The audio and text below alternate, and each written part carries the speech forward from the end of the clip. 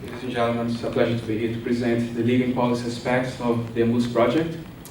And as most of you are familiar with the current space legal framework, we're in a critical situation because space debris has become a critical situation, but also our current legal framework wasn't designed to attend or to address the issue of space debris, as we are very familiar with it. So our team of 32 members have put a lot of work to think about solutions for the matter. And we have identified what are the possible or the most likely legal hurdles a space project like AMOOS would face concerning on-orbit servicing and active debris removal. As we see, the treaties on principles in outer space, for example, as I said, they have not been designed to address the issue. We know the complexity of proving fault, which discourages states, right, from making partnership with private entities, because the launch state is always reliable for the space object, no matter what. So there's no room to transfer the liability to a third party or to another state. And also the dual use concern, right? High-tech technology to perform on-orbit servicing and active debris removal can also be used for both peaceful uses and also for military purposes. So those are the main issues we have identified. But we all need space. We all need sustainable space. So we also came up with some proposals that we are glad to discuss with anybody interested, any stakeholder, any partner. The most important one put on top is working through national space law and policy, right? We have discussed with various partners and various space lawyers, and they have forecast that the future of framework, the future of the space framework will come through national space law.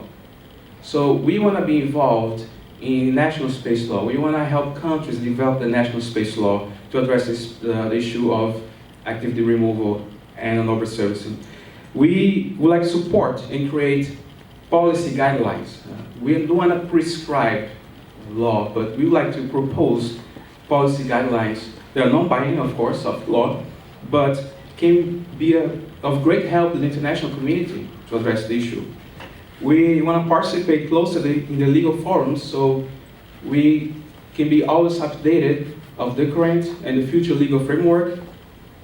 We want to also operate under waiving fault liability to ease the issue between the liability of states, launching states. We're always reliable for the space objects.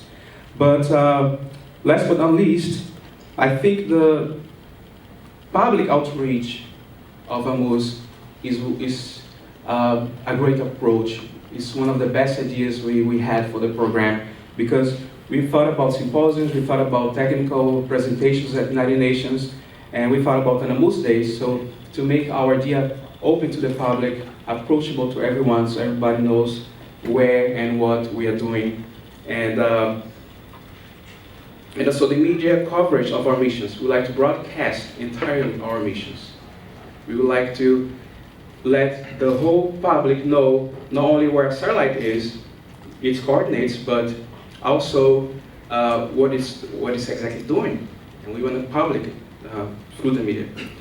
So knowing all that, we would like to conclude this presentation and saying that we have put a lot of thought on the critical space debris situation, which is in LEO. We have a great need for an on-orbit service satellite to extend the life of the satellite and have more space. We need more space.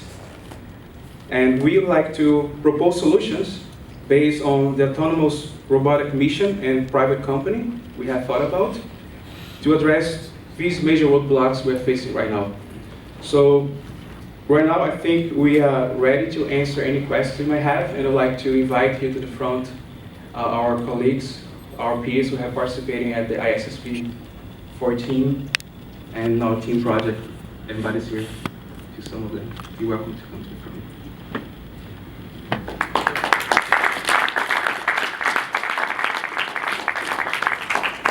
Okay, any questions?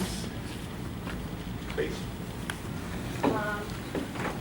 Why do you want it to be autonomous? It always says autonomous robotic and that, but I don't see any autonomy in there, and I want to know how you think of autonomy when you're thinking of that.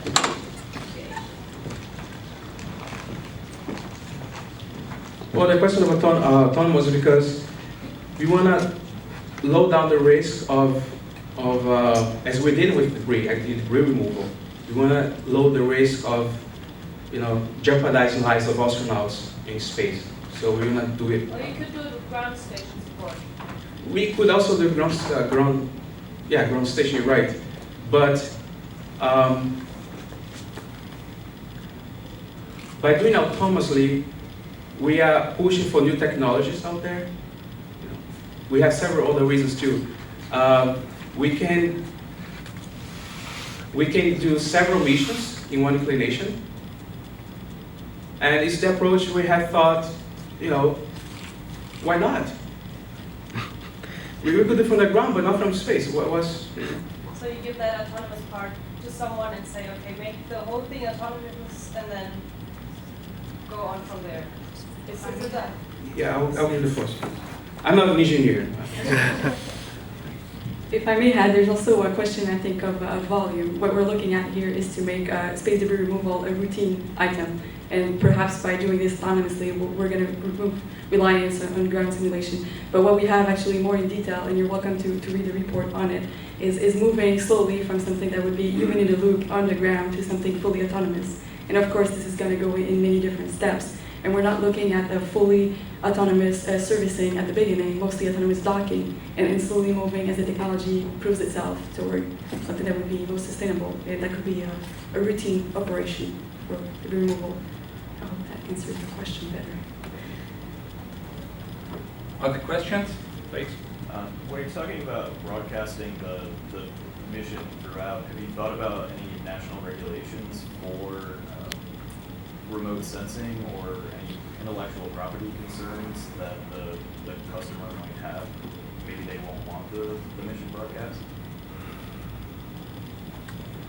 Hope I can answer. Yes, we have thought about that very seriously. But we kept in mind that most of our missions would be, on-orbit service satellites that are already really let's say, they've been there for a long time, and it's not like any qualified mission. So it's nothing like, nobody knows what's there. We have thought about it, and there was a question.